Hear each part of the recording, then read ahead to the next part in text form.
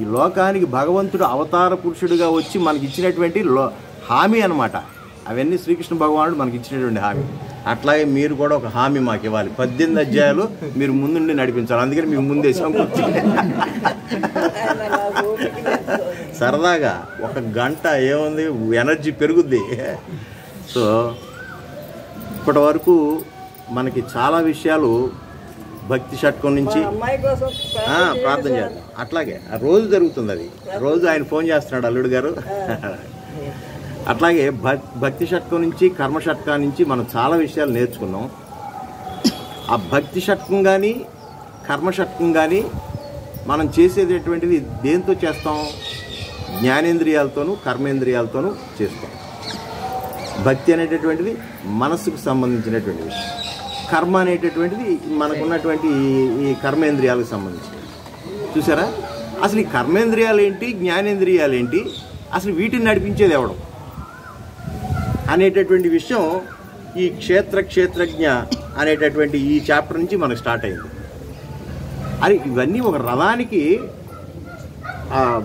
ఇతరమైనటువంటి అంగాలలాగా, ఏది 2 చక్రాలలాగాను, రథాన్ని నడిపేటటువంటి గుర్రాలలాగాను, ఇట్లా ఇవన్నీ ఉంటాయి. లోపల రథికుడు వేరు.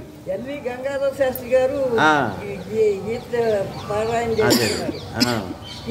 అట్లాగే ఆఖరిలో చెప్దాం. ఆఖరిలో మీకున్న అనుభవాలన్నీ చెబుతారు. కానీ అట్లాగా ఈ శరీరాన్ని నడిపించేటటువంటిది ఏమిటి అనేటటువంటిది మనం చూస్తే మనకు మామూలుగా అనిపిస్తుంది. ఏమనిపిస్తుంది అంటే మనం ఇక్కడి నుంచి ఒక చోటకి వెళ్ళాలి అని అంటే ఏది ఆలోచించింది? మనసు ఆలోచించింది. మనసు నడిపిస్తుందేమో అనుకుంటాం.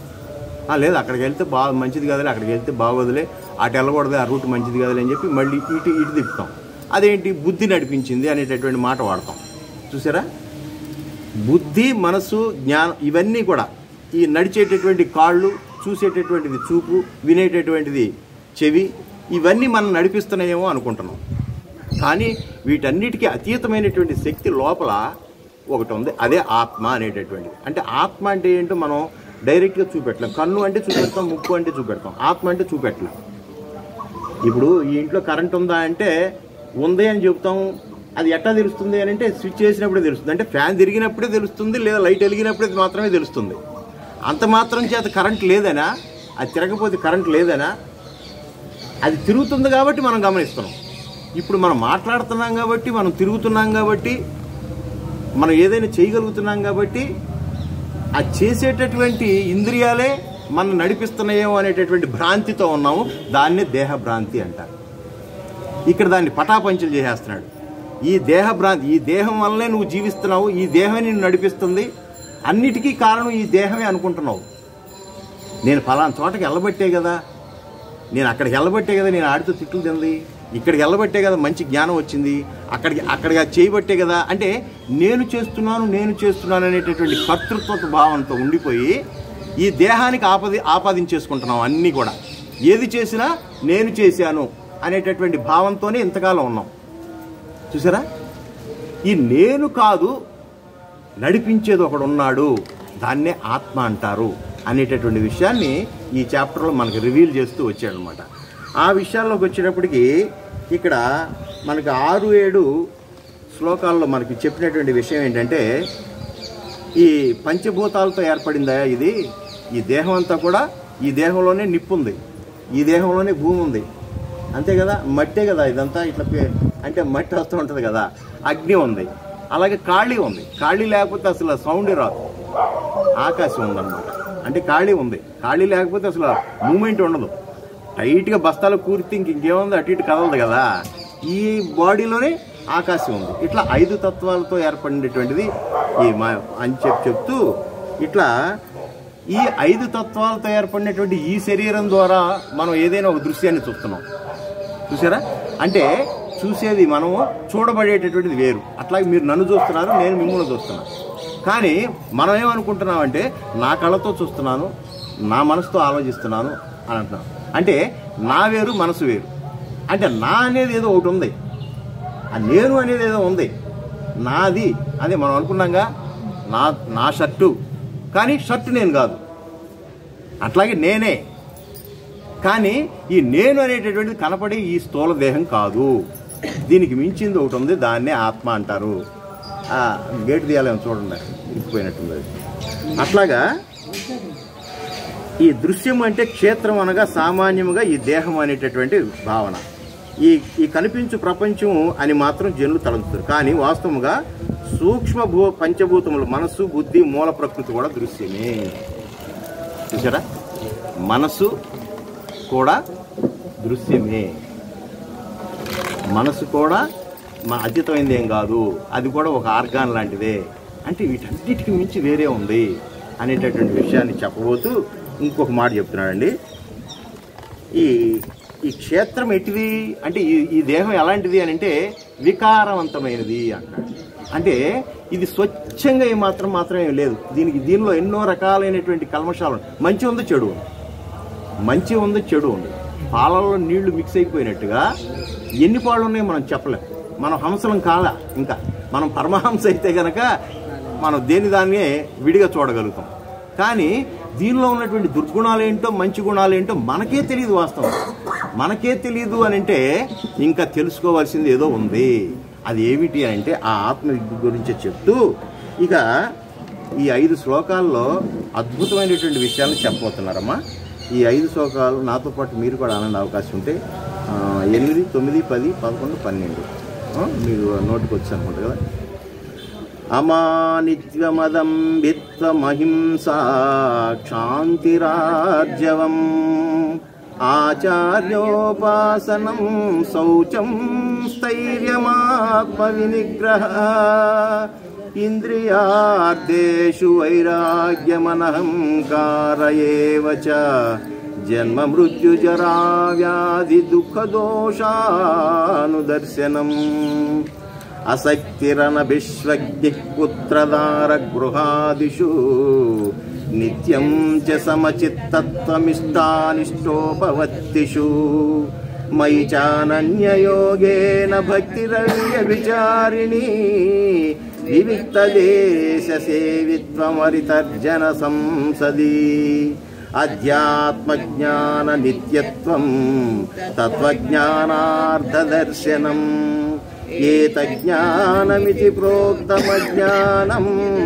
యదతోన్యథా.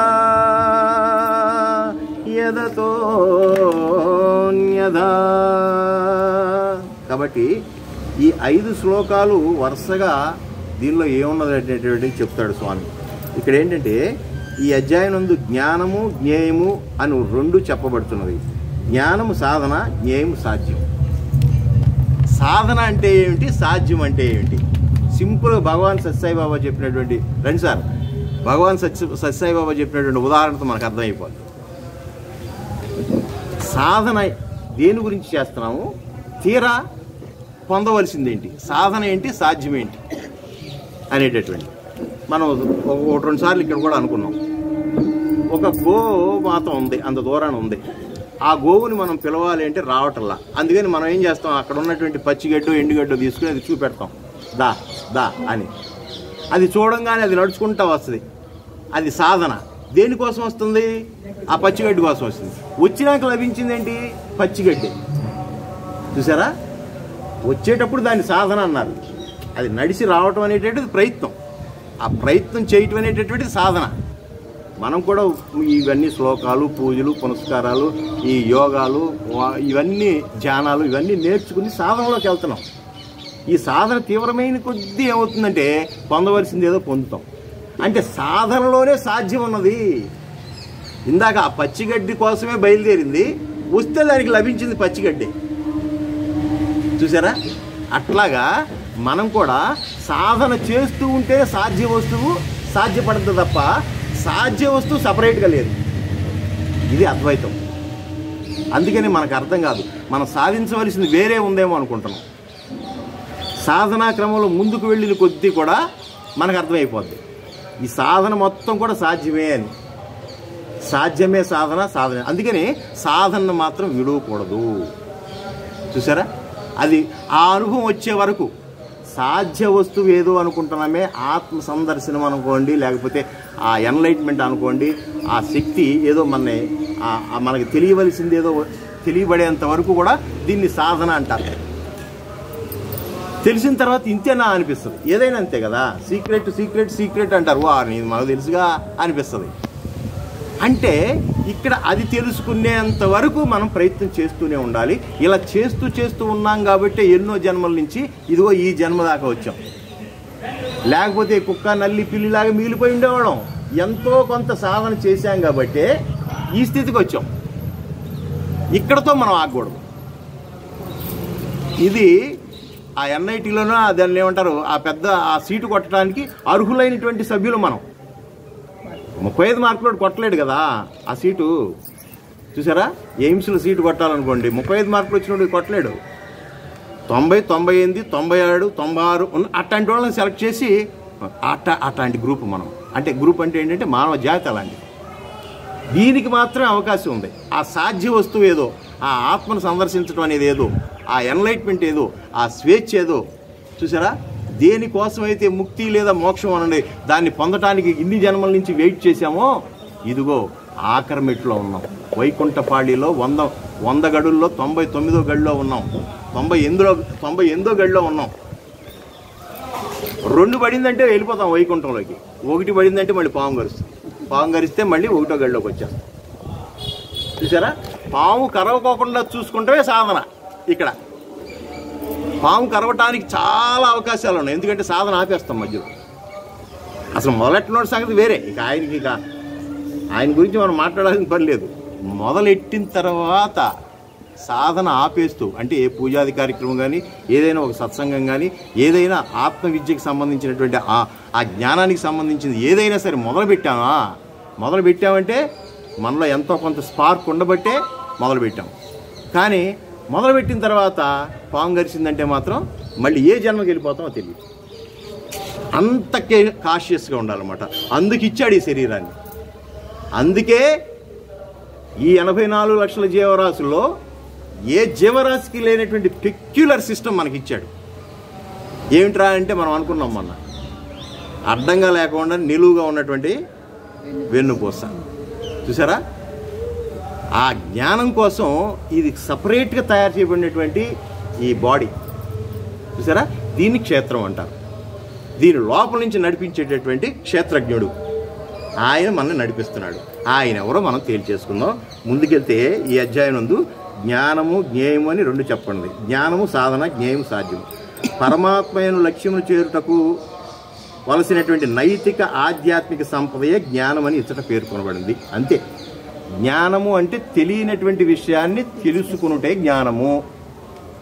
అమ్మగారికి బాగా కూర ఉండటం వచ్చు, నాకు వంటం రాదు, అది నాకు నేర్పింది అనుకో, ఆ కూరకు సంబంధించినటువంటి జ్ఞానం నాకు వచ్చేసినట్టే. నేర్చుకున్నంత వరకు నేను అజ్ఞాని ఆ విషయంలో. అట్లాగే ఆత్మజ్ఞానం పొందేటంత వరకు కూడా మనం సాధన వదలకూడదు అనేటటువంటి విషయాలను చెప్తూ ఇక్కడ ఇంకో మాట చెప్తున్నాడండి. అట్టి జ్ఞానంను వచ్చినచో జ్ఞేయ వస్తువు పరమాత్మనే పొందుతాడు. అర్థము నిర్మలముగా ఉండినచో మాత్రమే వస్తువు దాని యందు చక్కగా ప్రతిబింబించును. మాలిన్యంతో కూడి ఉండినచో కాదు. ఇక్కడ ఏమిటంటే సాధించవలసిందేదో లోపలే ఉంది, కానీ అది మనకు అనుభవంలోకి రావట్లా. ఎట్లాగూ అనంటే మన ప్రతిబింబం అద్దంలో కనపడద్ది. రోజు అద్దంలో చూసుకుంటున్నాం, ఒకరోజు అద్దంలో కనపట్ల, నా ప్రతిబింబం కనపట్ల, నా మొహం కనపట్ల.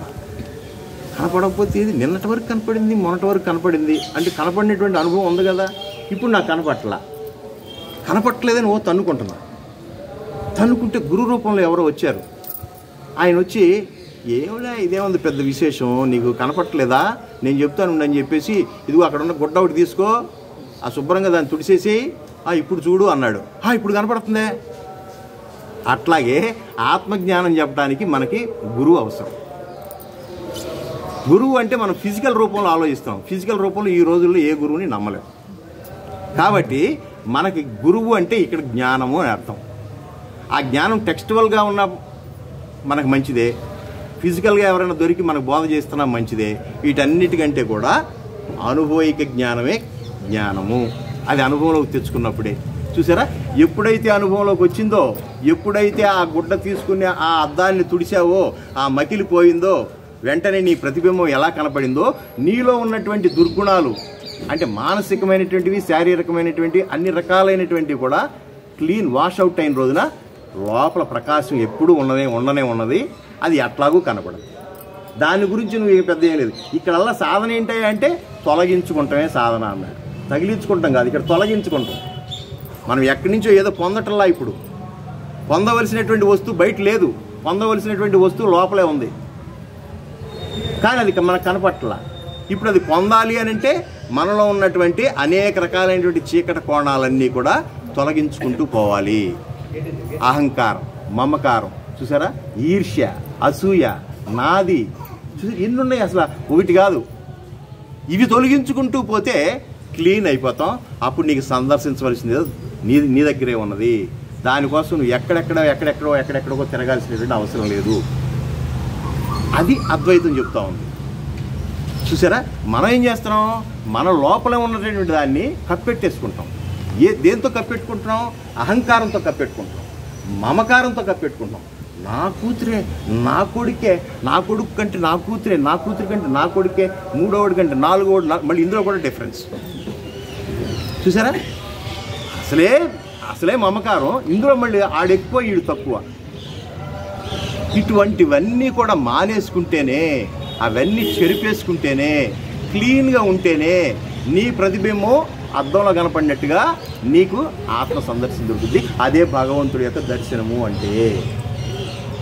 చూసారా, గుడి తలుపులు తెరవంగానే మనకు కనపడినటువంటి విగ్రహం నుంచి అమ్మాయి దర్శనమైంది అనుకుంటున్నామే, అటువంటి దర్శనం నీలో చెయ్యాలి.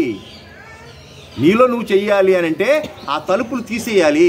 చాలా తలుపులు వేసి ఉన్నాయి. శ్రీరంగం ఉంటాయి చూడండి, ఎన్ని ప్రాకారాలు, 7-8 ప్రాకారాలు, 7 ప్రాకారాలు దాటి లోనకి వెళ్తే ఎక్కడో గర్భగుడి. అట్లాగే నీలో అటువంటివి ఉన్నాయి. ఈర్ష్య, అసూయ, డాంబికం అనేటువంటి పెద్ద పెద్ద తలుపులు ఉన్నాయి, మామూలు తలుపులు కాదు. అటు గెడదీయటం కూడా కష్టం, బాగా బిరుసుపోయింది. అవునా, తుప్పట్టిపోయి ఆ గెడదీయటం కూడా కష్టంగా ఉంది. నాది నేను అనేటటువంటి అహంకారాన్ని తొలగించుకుని తొలగించుకోవాలంటే ఎంత ఇది. మమకారాన్ని పగలగొట్టుకుని, ఆ ప్రాకారాన్ని పగలగొట్టుకుని నెక్స్ట్ ప్రాకారానికి వెళ్ళాలంటే చూసారా, ఇది భగవంతుడు చెప్తున్నాడు అనమాట. మనం తొలగించుకుంటానికే పుట్టాము, అవి తొలగించుకుంటే నీలోనే ఉన్నది అనేటటువంటి విషయాన్ని చెప్తూ ఇక్కడ అప్పుడే అధిష్టానమగు ఆత్మ దాని యందు బాగుగా వ్యక్తం కాగలదు. కాబట్టి సాధకుడు ముఖ్యంగా ఈ జ్ఞాన గుణములను అభ్యసించుటందే మొట్టమొదట తన దృష్టిని కేంద్రీకరించబడను. జ్ఞాన సహాయంచే జ్ఞేయం దానంతట అదే సంప్రాప్తించు. మనం ఇందాక అనుకున్నట్టుగా దానికోసం నువ్వు ప్రత్యేకమైనటువంటి చేయవసరలా. అంతే కదండి, మనం కాశీ వెళ్ళటానికి ప్రయత్నం చేయి అంతే. మధ్యలో అహ్మదాబాద్ తగులుద్ది, లేదా ఔరంగాబాద్ తగులుద్ది, లేదా ఇంకా రకరకాలన్నీ కనపడతాయి. వాటి అందరికీ అయ్యే కనపడతాయి. ట్రైన్లో వెళ్తూ ఉంటే మన ప్రయత్నం ఏం అవసరంలా, కిటికీలో చూస్తే మనకు కనపడుతూ ఉంటాయి. దానికి ఏం ప్రయత్నం చేయవసరంలా. అట్లాగే నీకు లక్ష్యం, పరమ లక్ష్యం అనేటటువంటిది ఆ ఆత్మజ్ఞానాన్ని పొందాలి అనేటటువంటి లక్ష్యాన్ని పెట్టుకుంటే చాలు. ఈ సాధనలోనే నీకు అన్ని చాలా వరకు అనుభవాలు అన్నీ వచ్చేస్తాయి అనేటటువంటి విషయాన్ని చెప్తూ, ఆచార్యోపాసనం గురుసేవ తప్పక చేయవాలని భగవానుడు చెప్తూ ఉన్నాడు. ఎలా అయినా దైవానుగ్రహము, గురు అనుగ్రహము అను ఈ రెండును లేనిచో మోక్ష మార్గమును జనుటకు కష్టతరము. చూసారా, అందుకని మన సనాతన ధర్మం మొత్తం కూడా మీరు ఇంక ఏ ధర్మాలతోనూ పోల్చుకున్నా కూడా చూడండి, ఇంతటి సనాతన ధర్మము అని ఎందుకంటున్నారంటే అసలు ఇది ఎప్పుడు పుట్టిందో, ఈ ధర్మం ఎప్పుడు పెరిగిందో, ఎట్లా వచ్చిందో కూడా దీనికి పర్టికులర్గా ఒక పర్సన్ అంటూ ఉండడం. మీరు గట్టిగా ఒక 700-800 సంవత్సరాల క్రితం ఆ మహమ్మద్ ప్రవక్త వచ్చిన తర్వాత ఇస్లాం అనేటటువంటిది మొదలైంది. 2000 సంవత్సరాల క్రితం ఆ యేసు ప్రభు వారు ఈ భూమి మీద నడయాడి ప్రేమతత్వాన్ని అలవర్చినాక క్రిస్టియానిటీ వచ్చింది. కానీ అసలు దీనికి పుట్టుపూర్వోత్తరాలు లేవు. ఈ జ్ఞానం పరంపరగా ఉంది. శ్రీకృష్ణ భగవానుడే ఏం చెప్పాడు నిన్నటి అధ్యాయంలో, నిన్న మనం చెప్పుకున్న దానిలో, ఇటువంటి విషయాలన్నీ ఋషులు మునులు సందర్శించి అటువంటి అనుభవాలని మాత్రమే నేను చెబుతున్నాను అన్నాడంటే, ఆయన పుట్టక పూర్వమే ఈ జ్ఞానం ఉంది కదా. ఆయనకి హార్డ్లీ 5350 సంవత్సరాలు ఎంతో చెప్పారు. పోనీ 5500 ఎందుకు రఫ్ వేసుకోండి. అంతకుముందు జీవరాశి ఉందిగా, అంతకుముందు ఈ ప్రాణాలు ఉన్నాయి, ఈ జీవాత్మలు ఉన్నాయి, పరమాత్మ ఉన్నాడు. చూసారా, అంత సనాతనమైంది, అంత పురాతనమైంది. ఈ పురాతనమైన సబ్జెక్ట్ని ఎవరు లాక్కొచ్చారు ఇక్కడ దాకా అంటే గురువు శిష్యుడు, గురువు శిష్యుడు, గురు శిష్య పరంపరతో వచ్చినటువంటిదే సనాతన ధర్మం. ఎవరో ఈ మధ్య సనాతన ధర్మం గురించి చాలాసార్లు ఒక పొలిటీషియన్ గారు అనగానే ఏంటి అసలు సనాతన ధర్మం ఏంటని చాలామంది క్వశ్చన్లు వేశారు.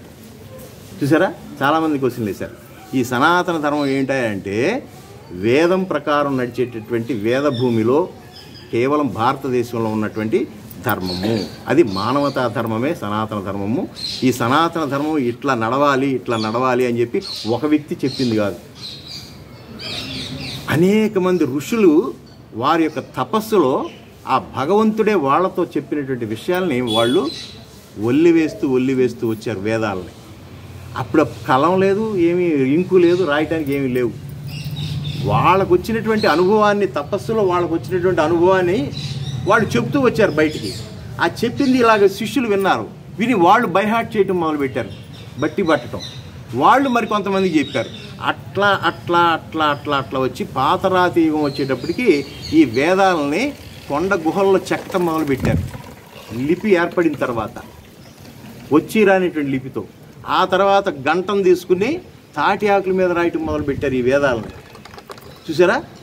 అవి వచ్చి వాళ్ళ పుస్తక రూపంలో వచ్చి మన సెల్ ఫోన్లో కూడా. అంటే ఎంత జాగ్రత్తగా మోసుకుంటూ వచ్చారు చూడండి ఈ జ్ఞానాన్ని. చూసారా? ఆ వచ్చినటువంటి జ్ఞానం రాసులుగా ఉంటే వేదవ్యాసుల వారు దాన్ని విభజన చేశాడు 4 వేదాలుగా. అయ్యా నాయన, ఇదిగో ఈ బీరువాలో పెట్టుకో, ఈ బీరువాలో పెట్టుకో, ఇది ఈ బీరువాలో పెట్టుకో. అధర్వణ వేదం వేరు, ఇదిగో ఋగ్వేదం వేరు, ఇంకో యజుర్వేదం వేరు, అట్లాగే సామవేదం వేరు అని చెప్పి వేరుగా పెట్టాడు. లేకపోతే మనకు కన్ఫ్యూజ్ అయిపోయేవాడు. తలనొప్పి వస్తే జ్వరం ట్యాబ్లెట్ వేసుకునేవాడు అంతకుముందు. ఇప్పుడు తలనొప్పి వస్తే తలనొప్పి ట్యాబ్లెట్. అధర్వణ వేదం అంతా కూడా మెకానికల్ ఇంజనీరింగ్ ఎక్కడి నుంచి వచ్చిందంటే అధర్వణ వేదం ఎతికితే తెలుస్తుంది. అధర్వణ వేదంలో మెకానిక్స్ అన్నీ వచ్చేసింది. యంత్ర పరిశ్రమ, యంత్రం ద్వారా ఎట్లా సాధించవచ్చు అని చెప్పి యంత్రాలను తయారు చేసేటటువంటిది, వాయువేగంతో వెళ్ళేటటువంటి విమానాలను తయారు చేసేటటువంటి టెక్నాలజీ అంతా అధర్వణ వేదంలో ఉందట. సరిగమలు సా రి గా మా పా దా నీ సా, సనిదప మగరిసా తిరగేస్తే ఇదంతా కూడా సామవేదం. అట్లాగా ఈ రుక్కులకు సంబంధించినటువంటి మంత్రాలు ఋగ్వేదం నుంచి యజ్ఞగుండాలు ఏర్పాటు చేసి ఇట్లాగా. యజుర్వేదం అంటే ఇక పూజలు పునస్కారాలు ఇట్లా రకరకాలుగా విభజించబడింది అనమాట.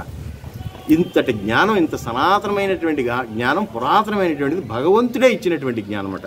అటువంటి జ్ఞానాన్ని ఆచార్యోపాసనం అంటే ఆచార్యుడి యొక్క ముఖం ద్వారా నేర్చుకునేటువంటి ఉత్తమం. ఇవాళ గురుకులాలు లేవు, చెప్పేటటువంటి వాడు లేడు. చెప్పేటటువంటి వాడు ఎవడన్నా వచ్చి కూర్చున్నాడంటే ఆడి కులం ఏంటి, ఆడి గోత్రం ఏంటి, ఆడి ప్రాంతం ఏంటి, ఆడేంటి వీడేంటి అని అన్నీ లెక్క కడతాం. చూసారా? వాళ్ళు ఉన్న జ్ఞానాన్ని చూసేటటువంటి వాళ్ళకంటే కూడా వాటి రూపనామాలను చూసేటటువంటి వాడు, వాడికి నిలువు బొట్లు ఉన్నాయా, అడ్డబొట్లు ఉన్నాయా, లేకపోతే చక్కగా కాషాయం వేసాడా, కాషాయం వేసి ఎన్ని నేరాలైనా చేయొచ్చు, ఎన్ని ఘోరాలైనా చేయొచ్చు. తెల్ల బట్టలు వేసుకుని ఆశారాం బాబూజీలాగా 70 ఏళ్ళు 80 ఏళ్ళ పాటు ఆశ్రమాన్ని నిర్వహించి చివరికి ఒక బాలిక రేప్ కేసులో ఇరుక్కుపోయాడు. అలాగే గురువింద పంజాబ్లో ఇట్లా ఎంతమంది ఉన్నారు? ఎవరిని నమ్ముతాం ఈ రోజున? అందుకని భగవంతుడే స్వయంగా చెప్పినటువంటి ఈ టెక్స్ట్ బుక్ ఒకటి చాలు మన జీవితానికి. మనం ఏ పెద్ద లోతుకి వెళ్ళాల్సినటువంటి అవసరం ఏమీ లేదు. కాబట్టి అటువంటి జ్ఞానాన్ని ఆచార్యోపాసన గురు సేవ ద్వారా ముందుకు తీసుకెళ్ళడానికి ప్రయత్నించండి అయ్యా. గురు అనుగ్రహం ఉండాలి, అట్లాగే భగవంతుడి అనుగ్రహం కూడా ఉంటేనే మోక్షానికి మార్గం సుగమం అవుతుంది. అంతే కదండి. ప్రయాణించాలంటే ఎంతమంది సహకరించాలి? చూసారా? బస్సు ఎక్కగానే తిట్టేవాడు ఒకడు, తోసేవాడు ఒకడు అయితే మనం ఎట్లా ఉంటుంది? మన సౌకర్యం కలగజేసి కాస్త రండి కూర్చోండి, భలేవారే, ఏం పర్వాలేదు, మీరు ఇటు కూర్చోండి, నేను అటు కూర్చోండి, అడ్జస్ట్మెంట్స్ ఉండాలి కదా. అవన్నీ గురువు చేస్తాడు. మనకి ఫిజికల్గా గురువు లేకపోయినా భగవంతుడిని గురువుగా స్వీకరించి ఇగో ఈ భగవంతుడు ఇచ్చినటువంటి ఈ జ్ఞానం ద్వారానే ముందుకు వెళుతూ ఎప్పుడైనా గురువు లభించాడంటే మనం గురువు కోసం ఎతకవలసిన అవసరం లేదంట. భగవాన్ సత్యసాయిబాబా చెప్పి, నువ్వు గురువు కోసం ఎతకాల్సినటువంటి అవసరం లేదు, భగవంతుడి కోసం కూడా నువ్వు ఎతకవలసినటువంటి అవసరం లేదు. చూసారా? మీరు ఆ పరమ లక్ష్యంతో ఉండి పని చేస్తూ ఉంటే చాలు, ఆ గురువు వచ్చేస్తాడు నీ దగ్గరికి, భగవంతుడు నీ దగ్గరికి వచ్చేస్తాడు. చూసా? నువ్వు భగవంతుడి దగ్గరికి వెళ్ళటం కాదు, భగవంతుడే నీ దగ్గరికి వస్తాడు. అది నిజమైనటువంటి భక్తి. ఇందాక మనం అనుకున్నాం చాలాసార్లు, నేను పలానా ఆయన పెద్ద ఎన్టీ రామారావు గారు ఫ్యాన్ నేను అని చెప్పేసి నేను ఎంత మొత్తుకున్నా ఉపయోగం లేదు. ఆయన చూసి ఏమయ్యా రవికుమార్ రా కృష్ణా జిల్లా నుంచి వచ్చావు కదా అన్నాడు అనుకోండి, అది గొప్ప. లేకపోతే నాకు ఆయన తెలుసండి, ఎన్టీఆర్ గారు తెలుసండి నేనంటే ఆయనకి ఎంతోమంది తెలుసు. భగవంతుడే మెచ్చి మన్న పట్టుకోవాలి. This is not election, this is the selection అన్నాడు భగవాన్ సత్యసాయిబాబా. భగవంతుడే నేను సెలెక్ట్ చేసుకుంటాడంట. ఎలక్షన్ పెట్టి నువ్వు అంటాం కాదంట, ఆయనే సెలెక్ట్ చేసుకుంటాడంట. సెలెక్ట్ చేసుకునే విధంగా మనం ప్రవర్తించాలి అంతే. చూసారా? అటువంటి విషయాలను చెప్తూ ఇక్కడ శౌచం అనేటటువంటి విషయానికి చాలా పెద్దపీట వేశారు. మన సనాతన ధర్మంలో మీరు 100 పనులున్నా మేడం గారు 100 పనులున్నా మానేసి భోజనం చేయాలి, 1000 పనులున్నా మానేసి స్నానం చేయాలి, 1000 పనులున్నా కూడా మానేసి స్నానం చేయాలి, 100 పనులున్నా మానేసి భోజనం చేయమన్నారు. దానికంటే ఇంపార్టెంట్ 1000 పనులున్నా కూడా మానేసి ముందు స్నానం చేయమన్నారు. అది బాహ్యమైనటువంటి శుచి, దాన్నే శౌచము అంటారు. దానికోసమే మడి తడి వ్యవహారాలు, ఆచారాలు, సాంప్రదాయాలు ఇవన్నీ వచ్చినాయి, ఊరికే రాలా. అవన్నీ ఆరోగ్యకరమైనటువంటి విషయాలు. అది బాహ్యమైనటువంటి శౌచమే కాకుండా అది అంతర్శౌచంగా ఉండాలి. 2 ఉంటేనే. చూసారా, నేను అసలు ఏమాత్రం స్నానం చేయనండి వారం రోజుల వరకు. రోజు ఇస్త్రీ బట్టలు వేసుకొస్తానండి, అవసరమైతే స్ప్రే చేస్తానండి. ఉన్నారుగా ఆ ధర్మం వాళ్ళు కూడా ఉన్నారు. వారం రోజులు చూసారా, ఇక్కడ 2 శుచులు ఉంటే హాయిగా ఉంటుంది. నా పక్కన కాసేపు ఎవరైనా కూర్చుంటారు, లేకపోతే 5 నిమిషాలుగా గుండె వెంకటేశ్వరరావు గారు జై హింద్ అంటాడు. అవునా కదా? అంటే ఇక్కడ బాహ్య శుచి ఉండాలి, అంతర్శుచి ఉండాలి. దాన్నే శౌచం అన్నారు. శుచిత్వమునకు గీతాచార్యులు ఎక్కువ ప్రాముఖ్యతను వసులుతున్నారు. అంటే ఇక్కడ ఏంటంటే బాహ్యాభ్యంతర శౌచమును ముముక్షువులకు అత్యావశ్యకము. బయట గల మురికి, లోపల గల మురికి రెండింటినీ కడిగివేయాలను. రోజు లైఫ్ బాయ్ సబ్బు పెట్టి తోముతాం, బాగానే ఉంది. కానీ లోన ఏం తోముతున్నాం? లోనకి వేయట్లే తప్ప ఏమన్నా దాన్ని స్నానం చేయించే పద్ధతి ఉందా? స్నానం చేసే పద్ధతి ఏంటి? లోన స్నానం చేయించాలంటే మురికి వదిలించుకోవాలంటే లైఫ్ బాయ్ సబ్బు వాడాం. మరి లోపల ఉన్నటువంటి మురికి ఏంటి తెలుసుగా మనకి. ఈర్ష్య, అసూయ, ద్వేషం ఏవో చాలా ఉన్నాయిగా. ఏ రోజు మనం తిట్టుకుంటాం ఎట్టయితే. ఇవన్నీ ఎట్లా వదిలించుకోవాలి? పూజ ద్వారా వదిలించుకోవాలి, ధ్యానం ద్వారా వదిలించుకోవాలి. చూసారా, అన్నిటికంటే ఏంటంటే సెల్ఫ్ ఆడిట్ ద్వారా వదిలించుకోవాలి. రాత్రి 10 గంటలకు నిద్రపోయే ముందు ఇవాళ నేను నా అక్కని ఎందుకు తిట్టాను? వేస్ట్గా తిట్టాను కదా, నా అహంకారంతో తిట్టాను కదా, అది సంపాదించుకుంటే నాకు ఈర్ష్య ఏంటి? చిచ్చి, ఇక నుంచి రేపొద్దు నుంచి చేయకూడదు, ఇది తప్పు చేశాను అని పశ్చాత్తాపట్టం ఉన్నదే. అందుకని ప్రభు అయిన యేసు ప్రభు కూడా చెప్తాడు, కన్ఫెషన్ బాక్స్ అని వాళ్ళకు ఉంటుంది. ఆ బాక్స్లో కూర్చుని వాళ్ళు చేసిన తప్పులన్నీ ఒప్పుకొని రేపటి నుంచి నేను చెయ్యను అని అంటారు. చూసారా, అంటే విషయం ఏంటంటే చెయ్యను అంటే కాదు, మనం మామూలుగా ఏదైనా తప్పు చేసి సారీ అని చెప్తే కుదరదు. మళ్ళీ మరలా ఆ వ్యక్తి పట్ల అలాంటి తప్పు మరలా జీవితంలో నేను చెయ్యను అని గట్టిగా ఒట్టు పెట్టుకుంటామే. దాన్నే సెల్ఫ్ ఆడిట్ అంటారు. సెల్ఫ్ ఆడిట్ ద్వారా మనలో ఉన్నటువంటి ఒక్కొక్క దుర్గుణాన్ని మనం పరిశీలించుకోవాలి, మనతో మనం మాట్లాడుకోవాలి. మనతో అసలు మనం మాట్లాడుకుంటున్నావా ఎప్పుడన్నా? మన మనసుతో మనతో మనం మాట్లాడుకుంటున్నావా? అసలు ఆలోచన, మాట్లాడటం అంటే ఏం కాదు, ఆలోచన. నేను ఇవాళ ఏం చేశాను, ఇవాళ ఎన్ని తప్పులు చేశాను. ఒప్పులు సరే, ఒప్పులు పర్లా, ఒప్పులని దాని గురించి మనం ఏం చెప్పాం. అసలు నేను ఇవాళ ఎవరిని ఎందుకు బాధ పెట్టాల్సి వచ్చింది, ఒక్కసారి ఆడిట్ చేసుకోండి, ఆటోమేటిక్గా ఒక్కొక్క తప్పు డిక్రీజ్ అయిపోతుంది. దీన్నే సెల్ఫ్ ఆడిట్ అంటారు. ఇవాళ నేను ఎందుకని వలపక్షంగా ఆలోచించానే, చచ్చా ఆ పిల్ల ఎంత బాధపడద్దో, వీడికి మొహం మీద చెప్పేసేనంటే ఈ విషయం. ఏదైనా విషయాన్ని ప్రియంగా చెప్పమన్నారు కదా, ప్రియంగా చెప్పమన్నారు, అంతేగాని సత్యమైనటువంటి విషయాన్ని ప్రియంగా చెప్పమన్నారు. మనం ఏంటి, నాకు మొహమాటం లేదురా, ఎవడైనా ఒకటే. ఎక్కడక్కడ కోడలు ఉండగానే కొడుకుతా అంటది, నాకు ఎవరైనా ఈవిడ పెద్ద సత్యహరిశ్చంద్రురాలాగా. చూసా, కరెక్టే, ఈవిడ చెప్పేది కరెక్టే, నేను ఇట్లా అనుకున్నాను, ఇట్లా చేద్దాం అనుకున్నాను రా అని చెప్పేసి ఇక్కడ అప్పుడు వెంటనే ఎక్కడ రికార్డ్ అవుద్ది? కొడుకు రికార్డు పెద్ద పని అయిపోయినా కోడలు రికార్డ్ చేస్తుంది. ఫుల్ రికార్డ్ అంతా ఇక్కడ ఉంటుంది. చూసారా, అవసరమైనప్పుడు అత్తగారు శక్తియుక్తులన్నీ ఉడిగిపోయినప్పుడు, ఈవిడ గద్దెనెక్కినప్పుడు అప్పుడు పడగ విప్పి నాట్యం ఆడి బుసలు కొట్టి కాటు వేయబడును. అవునా కదా? అందుకనే నిజమైనటువంటి సత్యమైనటువంటి విషయాలు కూడా మెల్లిగా స్మూత్గా పద్ధతి ప్రకారం చెప్పాలి. నేను సత్యమే చెబుతాను అని చెప్పేసి సత్యమే అన్ని వేళలా చెప్పొచ్చు, ఎట్లా చెప్పాలో కూడా తెలుసుకుని చెప్పాలి. అదే మొన్న అనుకున్నాక మనం ఎవరో 16 ఏళ్ల ఆ పాపని 10 మంది వీళ్ళు ఆట పట్టిస్తూ ఆ అమ్మాయిని ఏదో చెరిపేద్దామని ప్రయత్నంతో పరిగెత్తుకుంటూ వస్తే ఆ అమ్మాయి పరిగెత్తుకుంటూ వచ్చి మునీశ్వరుడు వెనకాల దాక్కుంటే వాళ్ళందరూ వచ్చి ఎటెళ్ళింది అది 4 రోడ్ల కోడలో ఈయన చెట్టు కింద కూర్చుని ఓం తత్సత్ అని జపం చేసుకున్నాడు. వెనకాల కూర్చుంది ఈవిడ వచ్చి 16 ఏళ్ల పిల్ల.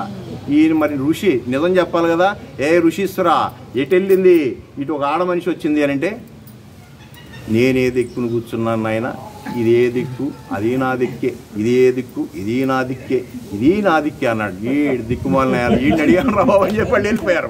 వెళ్ళిపోయినాక వెనకాల నుంచి పిలిచి అమ్మ వాళ్ళు అడిపోయారు కానీ వీడి బొమ్మన్నాడు. అంటే ఋషీశ్వరుడు ఇక్కడ అబద్ధం ఆడాడు అని అంటామా?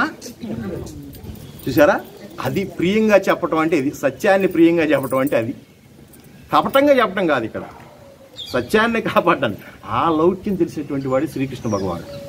శ్రీకృష్ణ భగవానుడికి తెలిసినటువంటి లౌక్యం మరొక అవతార పురుషుడికి తెలియదండి. ఏ అవతార పురుషుడికి తెలియదు, ఏ మనిషికి తెలియదు. ఎవరితో ఎట్లా మాట్లాడాలో, ఎలా చేయాలో కూడా ఆయన తెలుసు. ఆయన ప్రతి మాట కూడా అంత లౌక్యంగా ఉంటుంది, ఎవరిని ఇబ్బంది పెట్టేటట్టుగా ఉండదు. చూసారా, అందుకనే కృష్ణ ఇతి కర్షక, ఆకర్ష అంటారే, ఆయన ఆకర్షించేటటువంటి వాడు. కృష్ణ అనే శబ్దానికి ఆకర్షణ అనేటటువంటి ఎంతమందిని ఆకర్షిస్తున్నాడండి ఆ యుగం నుంచి ఈ యుగం వరకు కూడా. చూసారా, రూపం కూడా అలాగే ఉంటుంది. అట్లాగా ఈ శౌచం గురించి మనం మాట్లాడుకున్నాం. స్థైర్యం, భగవన్ మార్గమున చంచలత్వం పనికిరాదు. మనకున్నదే ఇది. వాస్తవం చెప్పాలంటే చంచలం అంటే ఏంటంటే మనసు ఒక చోట నిలబడదు. మనసు ఒక సెకండ్లో సిగ్మండ్ ఫ్రాయిడ్ చెప్పినట్టుగా కొన్ని వేల లక్షల ఆలోచన చేయగలదంట. మనం ఇక్కడ ఉంటూనే ఆ సౌండ్ను వినగలం, ఇది ఒక ట్రైన్ సౌండ్ వినగలం. చూసారా, అసలు అన్నీ మనలో ఉంటాయి. చూసారా, అంత గొప్పదైనటువంటి అనమాట మనసు. అందుకని మనం చంచలం అయిపోవటానికి ఎక్కువ ఆస్కారం ఉన్న మనసు ఏదంటే మనిషిదే. మనిషికే ఉంది. మిగతా జీవరాశులకి అంత మైండ్ లేదు, వాటికి కొద్దిగానే పెట్టలేదు. అది ఎంతవరకు అని అంటే దానికి ఏం కావాలో సంపాదించుకునేంతవరకు, ఆ కడుపు నిండేంతవరకు అంతవరకు ఆలోచిస్తాయి. కానా పీనా సోనా మరణా అని మనం ఎప్పుడు అనుకుంటాం కదా, ఆ 4 విషయాల వరకు ఆలోచిస్తాయి. అంతకంటే బియాండ్ దట్ అవి అంత దూరం పోలేవు.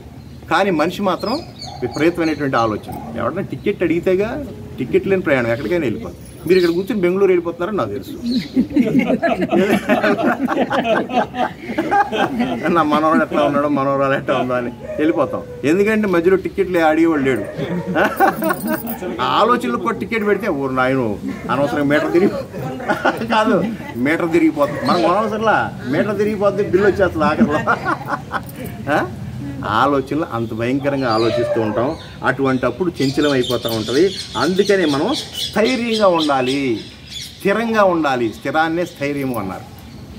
చూసారా, స్థిరమైనటువంటి బుద్ధితో భగవంతుని పట్టుకుంటానికి ప్రయత్నం చేయాలి అనేటటువంటి విషయాన్ని చెప్పి, అట్లాగే ఆత్మ వినిగ్రహ, ఇచ్చట ఆత్మ అనగా మనసు, ఇంద్రియములు అనే అర్థము. మనోనిగ్రహము, ఇంద్రియ నిగ్రహము తప్పక సాధించాలి. వీటి ద్వారానే మనం అనుకున్నటువంటి సాధ్యమైనటువంటి వస్తువు తెలుస్తుంది అనేటటువంటి విషయాన్ని చెప్తున్నారు. ఇట్లాగా ఇంద్రియార్థేషు వైరాగ్యం, ఆత్మ సాక్షాత్కారం పొందాలంటే వైరాగ్యం చాలా అవసరం. వైరాగ్యము అంటే విరాగము, విరాగము అంటే రాగము లేనిది. రాగము, అనురాగము ఇవన్నీ ఏంటంటే నాది, మమకారం, ఇవన్నీ కారాలు ఎక్కువ అవుతాయి. తర్వాత అది కొంచెం కారం ఘాటైనాక అహంకారం, ఇవన్నీ ఉదాహరణ వెనకాల ఒకటి వస్తాయి. ఇప్పుడు నావాడు మమకారం, ఆయనకేదో నేను చేసి పెట్టాలి, చేయలేకపోతున్నాను, ఇంకా కారం పెరుగుద్ది. నేను ఏమైనా సరే నా వాడికి నేను చేసుకోవాలి, ఇక అహంకారంలోకి వెళ్ళిపోతుంది. ఇక అహంకారంలోకి వెళ్ళిపోయిందంటే ఇక అవతలవాడు ఎంత లావాడైనా కానీ ఆయన తొక్కేసుకుని ముందుకు వెళ్ళిపోవాలనేటువంటి ఇదంతా ఎక్కడ మూలం? మమకారంలో. అందుకని కారం తగ్గించుకోండి అంటే మామూలు కారం తగ్గించుకుంటున్నాం కానీ మనం మమకారం తగ్గించుకుంటున్నా. అవునా?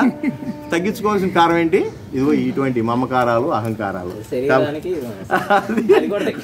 అది కూడా తగ్గించుకోవాలంటే ఓకే, మీరు చెప్పేట్టు అది తగ్గించుకుంటా మన చేతిలో ఉంది. అమ్మగారు తక్కువ వేస్తుంది, ఒక స్పూన్ తక్కువ వేస్తుంది. ఇక కూర వండేసిన తర్వాత మళ్ళీ సపరేట్గా ఉప్పు కలుపుకున్నట్టు కారం కలుపుకోలేం కాబట్టి చచ్చినట్టు తినాల్సిందే. కానీ ఈ అహంకారం అనేటటువంటిది ఇది మనం చాలా జాగ్రత్తగా దాన్ని తొలగించుకోవాలి అనేటటువంటి విషయాన్ని చెప్తూ ఇక్కడ ఇంకో మాట అంటున్నాడండి. వైరాగ్యం, మనస్సు శబ్దాది విషయంలో పైకి పరిగెడించో ధ్యానమందు ఏకాగ్రత కోరు. కాబట్టి దృశ్యభోగముల నుండి మనస్సును అంతర్ముఖముగా మరలించుటకే సాధకుడు వైరాగ్యము తప్పక ఆశ్రయించవలను అనేటటువంటి విషయం చెప్తున్నారు. మనం ఏదో సన్యసించి కూర్చోండి సార్, ఏదో కాషాయం కట్టుకుని వైరాగ్యంతో ఇల్లు వదిలిపెట్టి వాకిళ్ళు వదిలిపెట్టి వెళ్ళమని చేస్తే అసలు ఈ టెక్స్ట్ బుక్లో మనకి ఎక్కడ కనపడదు. అసలు ఎవరు దాన్ని మీరు ఎన్ని గోసి గొడవ పెట్టుకుని అక్కడికి వెళ్ళిపోండి, ఇవన్నీ ఈ గొడవ అంతా ఎందుకు, ఓ మొత్తుకుంటాం ఎందుకు, ఆళ్ళని రమ్మని ఇక్కడ క్లాసులు పెట్టి ఏదో జ్ఞానం నేర్చుకుందాం, అక్కడ పోతే ఒంటరిగా తపస్సులో కూర్చుంటే అదే లభిస్తుంది కదా, మీరు అందరూ తపస్సుకు పోండి అని ఏ గురూజీ అన్నాడా? అనడం. గృహస్థాశ్రమానికి మించినటువంటి ధర్మం లేదు వాస్తవంగా. గృహస్థాశ్రమం నుంచే ఏదైనా ప్రమోషన్. గృహస్థాశ్రమం లేకపోతే సన్యాసాశ్రమం కూడా లేదు. వాడికి ఎవడు తిండి పెడతాడు? వాళ్ళకి తిండి పెట్టేది కూడా గృహస్థాశ్రమే. గృహస్థాశ్రమంలో ఉండి మనం తరించాలి అని అంటే మనకి కత్తి మీద స్వాము లాంటిది. ఆయన ఉంది, ఆయన మఠం వేసుకుని అక్కడెక్కడ కూర్చుని ధ్యానంలో ఉంటాడు. ఆయన ఇంకా రెండోది ఏముంది, ఎవరైనా పెడితే సరే లేకపోతే లేదు. చూసారా, వాళ్ళని ఎడగొట్టడానికి మనం కూడా వెళ్తుంటాం అప్పుడప్పుడు. అది అదే అదేంటిదండి, కౌపీనము ఏంటిది, కౌపీనము పిల్లి ఏదో కథ ఒకటి ఉంది. ఆ గురువు గారు విరాగి అయిపోయాడు. నాకు ఏమీ అవసరం లేదు బాబు, ఏం సంసారం ఆయన, పొద్దున్న లేగితే అక్కడేమో సీటు దొరికి శ్రీమన్నారాయణ గారు సీటు ఎవరు, మా మనవాడికి సీటు రావట్లేదు, ఇక్కడి నుంచి గొడవ, అక్కడి నుంచి ఇక్కడికి ఉద్యోగం రావట్లేదు, ఉద్యోగం వచ్చిన పెళ్ళి పెళ్ళైనా పిల్లలు పుట్టడం పెద్ద మహాయజ్ఞం అయిపోయింది ఈ రోజున. పీసీఓడీలు ఆడవాళ్ళకి మగవాళ్ళకి ఏమో కౌంట్లెస్ అని ఏంటంటే నానా భయంకరంగా తయారైంది విషయం. ఎందుకంటే తినే ఆహారాన్ని బట్టి, తాగే నీటిని బట్టి. చూసారా, ఇది పెద్ద యజ్ఞం అయిపోయింది. ఈ బాధలు ఎందుకని చెప్పి ఆయన మొత్తం వదిలేసుకుని విరాగి అయ్యి వైరాగ్యం చేత సన్యాసించి చక్కగా ఊరు బయట ఉన్నటువంటి ఆ ఆశ్రమం ఏదో చిన్న కట్టుకుని ఆ కొండ గుట్ట మీద కూర్చుని ఏదో ధ్యానం చేసుకునేవాడు. చూసారా, ఆయనకున్నది రెండు పెయిర్స్, 2 జతలు ఉన్నాయి. ఏమిట్రా అంటే గోచిగొడ్లు. ఒకటి చుట్టుకుంటాడు, ఒకటేమో ఆరేసుకుంటాడు. అదేదో రోజు ఆయన ఆరేసుకున్న దండి మీదకి వచ్చి ఆ ఎలుక ఆ గోచిగుడ్డను తినేస్తుందంట. ఈయనకి పెద్ద బాధ అయిపోయింది. వచ్చిన శిష్యుడితో గురువుగారు బాగున్నారంటే, బాగున్నాను కదా, బాధలు తప్పలేదు అన్నాడంట. ఏంటి బాధ అని అన్నాడట. ఏం లేదు, నాకున్న రెండిట్లో ఒకటి తినేస్తుంది, మళ్ళీ కొత్త గోసిగుడ్డ కోసం మళ్ళీ ఇంకోటి అడుక్కోవాల్సి వస్తుంది, ఇది నా బాధ అన్నాడంట. ఓ ఇంతేనా, దానికి వెంటనే మార్గం ఉందండి నా దగ్గర అని చెప్పేసి పిల్లిని తీసుకొచ్చి ఇచ్చాడు. పిల్లి ఉంటే ఎలుగు రాదని చెప్పి, సరే పిల్లి ఉంది, అది మేమని అరుతుంది, దానికి పాలు కావాలిగా అన్నాడంట. పాలా, అయితే గోవుని ఇస్తానని చెప్పి గోవుని తీసుకొచ్చాడంట. మరి ఈ గోవుని మేపడానికి పాలేరు, వీళ్ళందరినీ పోషించడానికి 2 ఎకరాల భూమి. రండి మేడం గారు, భక్తులందరూ కలిసి 2-3 ఎకరాలు. మరి ఇదంతా ఎట్లాగంటే కాస్త గోసి పెట్టుకుని మీరు కూడా అప్పుడు పొలానికి వెళ్ళాలండి అన్నారు.